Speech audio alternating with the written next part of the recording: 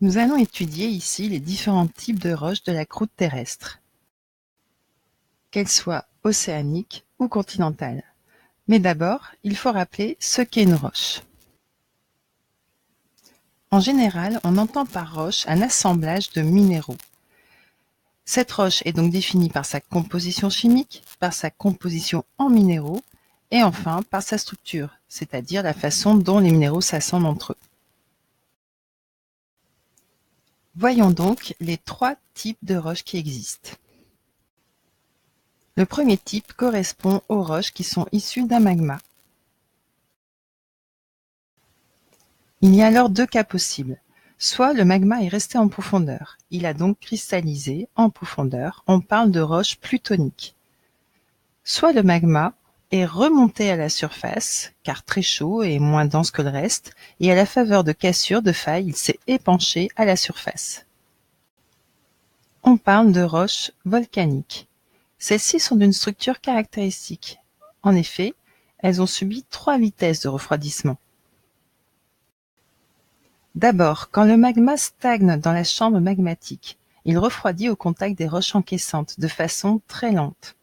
Puis, lors de l'ascension dans les cheminées, le refroidissement est plus rapide. Enfin, lors du contact de la lave avec l'air ou l'eau, le refroidissement est presque instantané. On trouve donc dans la roche 3 éléments. D'abord, les gros minéraux qui ont le temps de se former en profondeur. Ensuite, des cristaux plus petits dont certains ont une forme allongée, apparus lors de la montée dans la cheminée. Pour finir, on trouve la partie magma qui n'a pas eu le temps de s'organiser en cristaux. C'est le fond qui apparaît noir ici. Il s'est refroidi à la surface de façon brutale. Cette structure, qualifiée de microlithique, comprend donc des phénocristaux, ici d'olivine, des microlithes comme les feldspaths, et du verre volcanique, qui désigne la pâte vitreuse figée du fond. C'est totalement différent pour le second groupe de roches magmatiques, les roches plutoniques, car tout le magma resté en profondeur cristallise lentement, typiquement plusieurs dizaines de milliers d'années, et la roche entièrement cristallisée affleure à la surface grâce à l'érosion qui détruit les couches de terrain sous lesquelles le pluton était installé. Cette roche n'est donc formée que de cristaux, il n'y a pas de verre. Et ces cristaux peuvent être très gros, donc visibles à l'œil nu. On dit que la structure est grenue.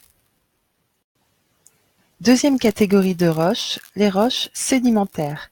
Elles couvrent 75% de la surface de notre Terre, et elles sont très variées. Les éléments qui forment ces roches sont issus de l'attaque physique ou chimique des roches continentales.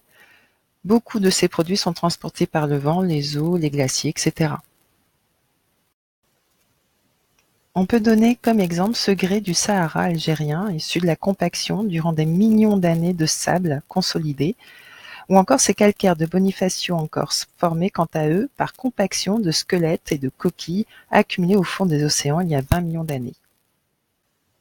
Enfin, la troisième catégorie est particulière, puisqu'elle correspond à des roches transformées à l'état solide, du fait d'un changement de température et ou de pression.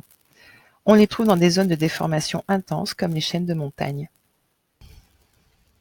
La roche de départ peut être n'importe quelle roche.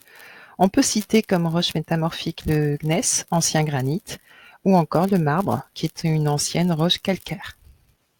On a donc, pour résumer, d'abord vu les roches magmatiques, qui sont soit volcaniques, soit plutoniques en fonction du lieu de cristallisation, puis les roches sédimentaires issues de l'érosion, et enfin les roches métamorphiques qui sont formées par transformation sous certaines conditions des roches précédemment citées. Voilà, j'espère que cela vous a éclairé suffisamment sur cet élément important qu'est la roche en géologie. À bientôt! Created using Powtoon.